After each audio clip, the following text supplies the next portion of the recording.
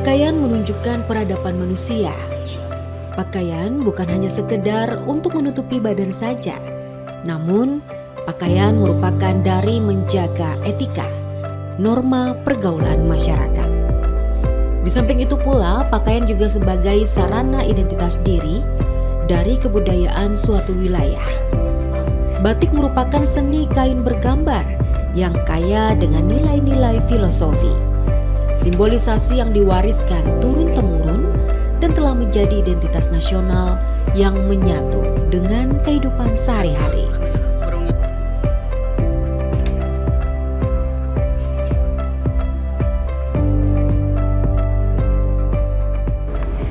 Batik ini adalah budaya kita Indonesia.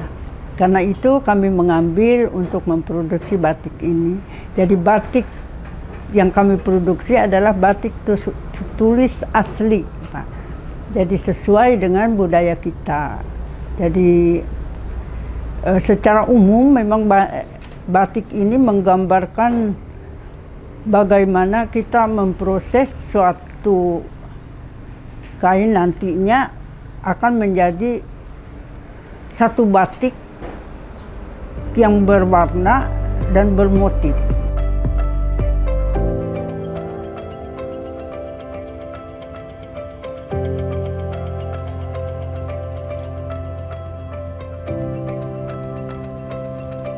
Batik telah menjadi identitas nasional dari corak dan ragamnya, memberikan ciri dari suatu daerah. Tidak ketinggalan pula di daerah Kabupaten Barito Timur yang beribu kota Tamyang Layang juga memiliki corak batik tersendiri.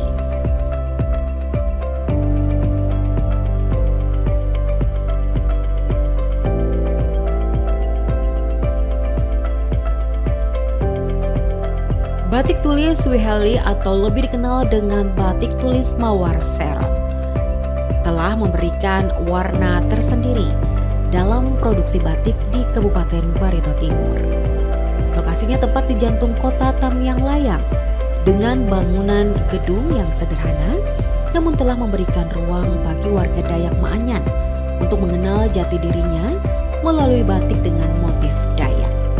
Demikian pula dengan ruang kerja yang nampak sederhana namun telah banyak menghasilkan karya yang berkualitas dan mengangkat nama daerah setempat.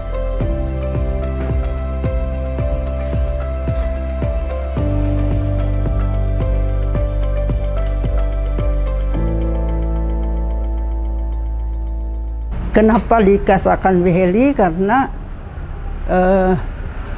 menghormati dan mengenang orang tua kami yang punya keterampilan dalam pelestarian budaya. Begitu, jadi orang tua kami ini memang menyukai budaya-budaya Dayak Maanyannya, sehingga kami ingin melestarikan peninggalan beliau itu. Alasan kami memilih membatik karena untuk melestarikan budaya. Jadi melalui batik kami bisa memperkenalkan budaya-budaya kami seperti budaya Dayak Maanyan khususnya bagi kami Bartim. Usahanya mulai dirintis sejak tahun 2020. Setelah tahun 2015 mengikuti pelatihan membatik di Jogja sebagai utusan dari Barito Timur untuk mendalami proses membatik secara baik.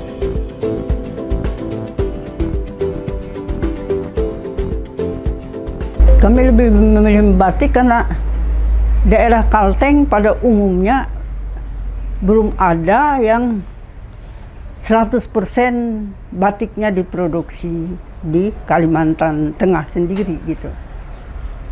Jadi kadang-kadang kami masih pesan dari Jawa. Nah, kami mencoba untuk mengambil jalan bagaimana supaya diproduksinya di Kalimantan Tengah sendiri. Nah, salah satunya kami di sini di Bartim, seluruh proses batiknya dikerjakan di Barito Timur, Tamyang Layang. Batik Ibu Sophie itu memang batik yang sangat legend sekali. Kenapa?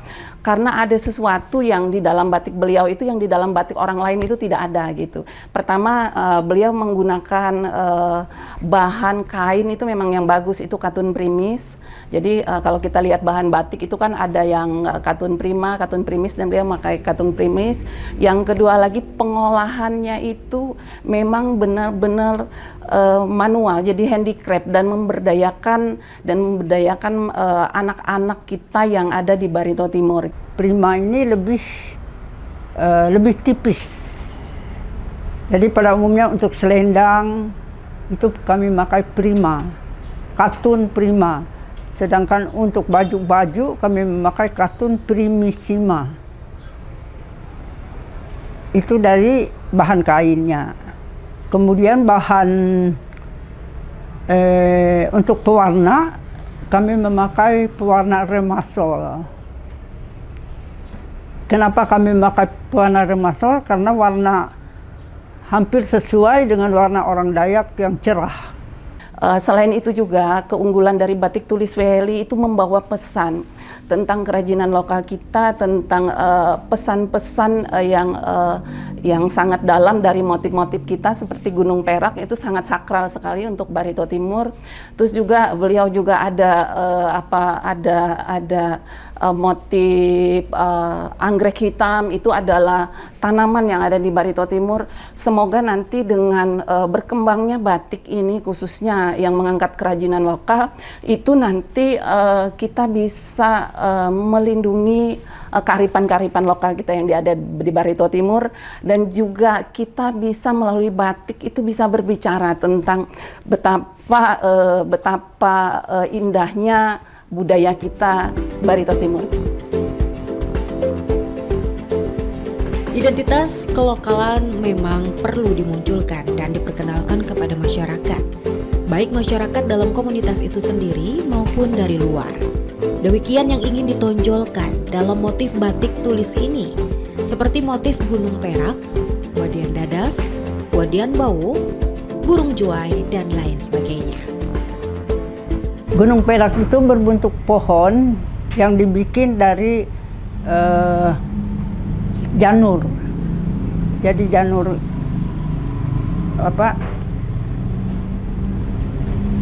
daun kelapa muda.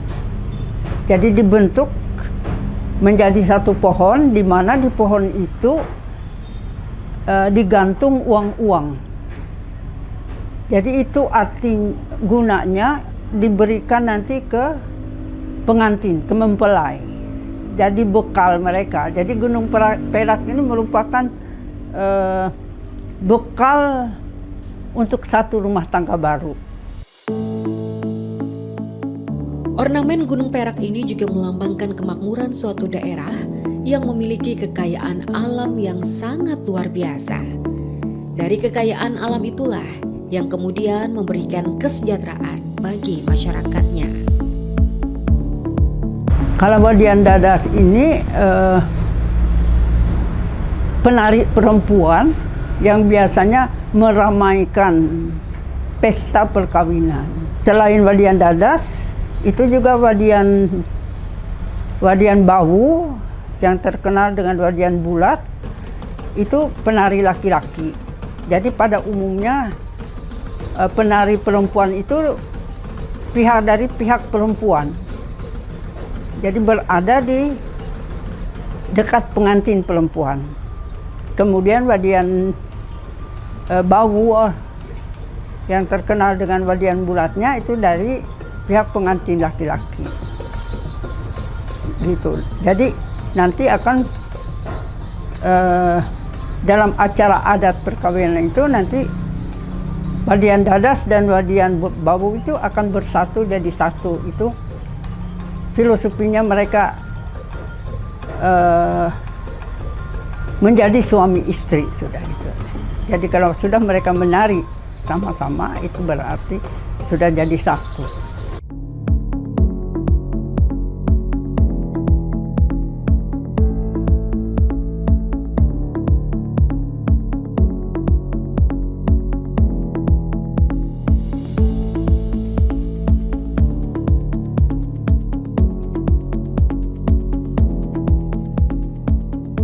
Yang motif lain saya kira misalnya kayak yang sana itu burung jue. Burung itu burung yang ada di daerah Barting. Hampirnya ada di daerah Pegunungan Meratus yang wilayah Barting.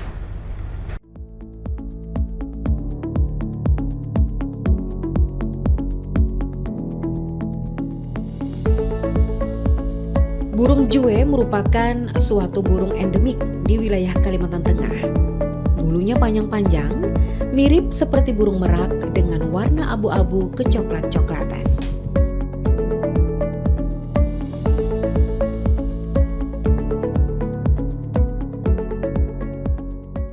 Ada legendanya bahwa kenapa diambil burung jue juga di dalam adat perkawinan, itu karena kesetiaan dari burung jue itu. Kesetiaannya dengan, jadi kalau menurut ini tidak pernah artinya jue itu bisa pisah dengan betinanya. Jadi satu terus gitu.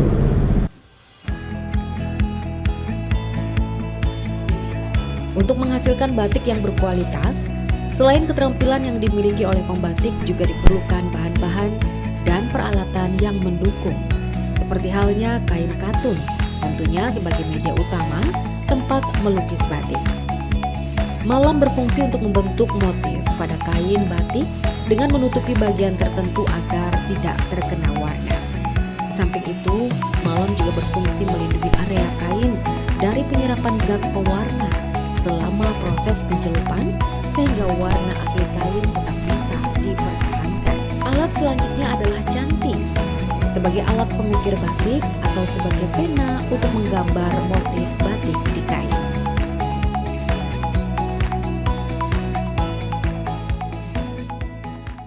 Jadi memang dari awal untuk membatik dari awal budaya kita Indonesia itu memakai canting manual. Jadi memakai kompor, malamnya dikasih panas di kompor, baru diambil. Nah, kalau sekarang kami memodifikasinya menjadi canting listrik untuk produksi, lebih efektif.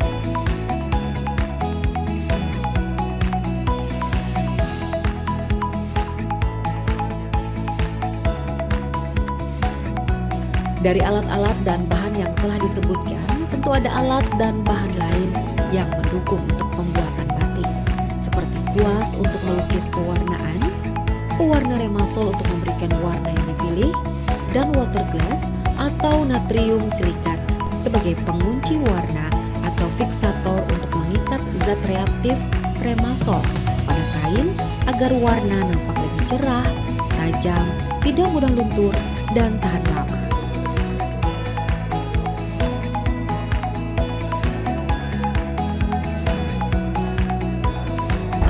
Jadi kami satu tim itu Pak harus kerjasama. Jadi misalnya bagian pendesain, yang awal mendesain, mencanting, sampai mewarnai, sebaiknya orangnya lain-lain. Karena apa? Karena keterampilannya berlainan.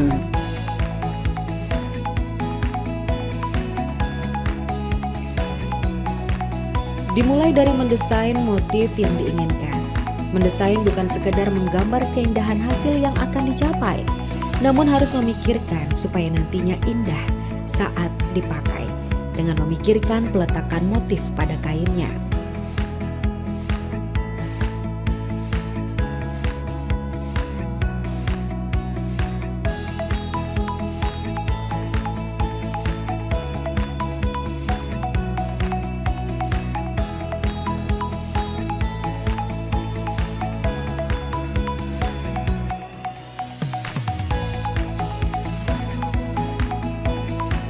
Proses selanjutnya adalah mencanting, yaitu proses menorehkan cairan malam ke kain mengikuti pola desain yang sudah ditentukan.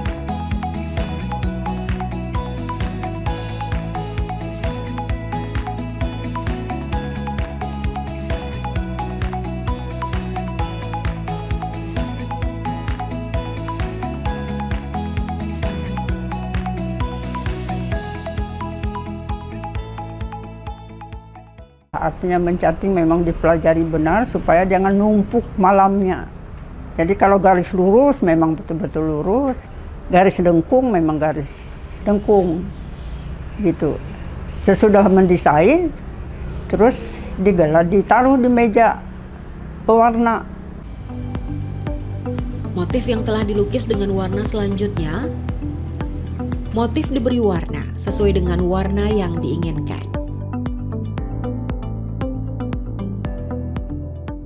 Sesudah mewarnai motif, baru warna dasar. Sesudah warna dasar, kering warna dasar, baru ditaruh pengunci water glassnya itu. Sesudah kering water glass, itu harus dicuci bersih water glassnya. Pada umumnya direndam 1 malam, besoknya baru dilolot dengan merebus, membuang malamnya. Baru jadi batik. Jadi yang disenangi mereka adalah khas motifnya. Motif Dayaknya itu seperti tadi saya bilang Gunung Perak, Wadian Dadas, Wadian Bulat, Mandau, Batang Garing, dan lain sebagainya nih. Jadi khas daerah Kalimantan Tengahnya.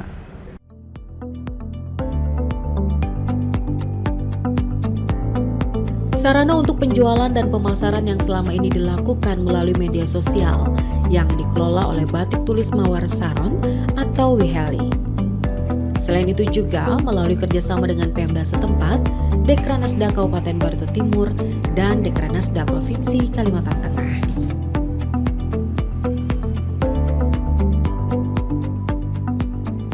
Galeri Dekranasda ini kita jadikan sebagai tempat display untuk pengrajin-pengrajin kita, baik pengrajin kayu itu berupa lesung maupun cobek dari ulin, dan juga kerajinan-kerajinan dari anyaman rotan yang dipajang di sini, dan juga ada beberapa kerajinan berupa kerajinan batik tulis dan batik ekoprint gitu yang kita pajang di sini. Dan juga kita ada kerajinan lain berupa kulit keang yang dihasilkan oleh Pak Herliantoni, juga itu kita pajang di sini.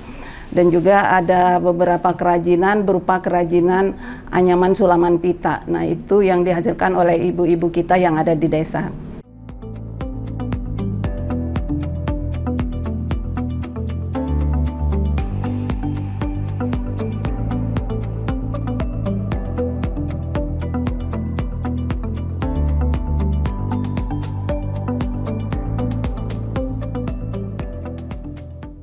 Jadi UMKM kami ini tidak hanya memajang di sini aja, dan kami berupaya Pak, setiap kegiatan yang ada, pameran juga di kabupaten tetangga seperti di Tanjung, di mana kami ikut pameran dengan barang-barang yang ada, juga bikinan dari masyarakat sini, dan kami juga sharing dengan kabupaten tetangga.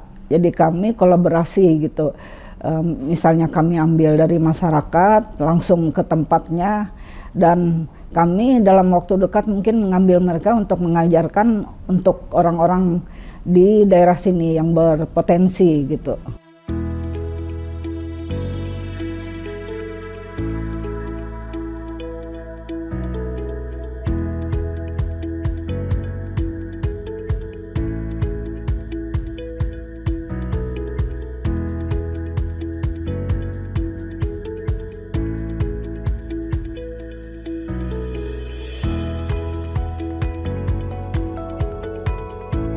Mawar Saron itu batik tulisnya legend yang ada di Barito Timur, dan untuk saat ini adalah satu-satunya batik tulis yang ada di Barito Timur. Dan Mawar Saron ini rutin setiap tahun mengikuti pameran, dan kemarin juga kita bawa sampai ke Balikpapan, pameran Expo Dekranasda, dan juga ke pameran Expo Palangkaraya. Tetapi selain itu juga Mawar Saron juga melakukan pelatihan-pelatihan batik, dan kemarin itu bekerja sama dengan Dinas Perpustakaan melakukan pelatihan batik juga. Dan beliau adalah satu-satunya batik yang ada di Barito Timur, dan untuk mensupport pemasaran pada tahun 2025 batik Mawar Saron itu kita jadikan sebagai salah satu batik yang kita pakai dalam Hari Jadi Barito Timur. Itu salah satu support pemerintah Kabupaten Barito Timur, komitmen pemerintah untuk mendukung pengrajin yang ada di Barito Timur. Harapan kami artinya bagaimana supaya batik yang betul-betul diproses di Bartim sepenuhnya ini bisa berkembang dengan baik dengan terbukanya pemasaran. Artinya dengan adanya pemasaran yang bisa terjalin kemana-mana, jadi batiknya bisa diproduksi untuk kesejahteraan karyawannya gitu, pekerja. Selama ini kan mereka, Pak, pekerja-pekerja kami ini tidak full di batik Nyambi gitu. Jadi ada yang sambil jualan, ada yang sambil bekerja di ladang, nyadap karet misalnya. Jadi waktu-waktu luang yang mereka pakai untuk membatik. Karena belum bisa secara full penuh untuk kebutuhan rumah tangga mereka. Gitu.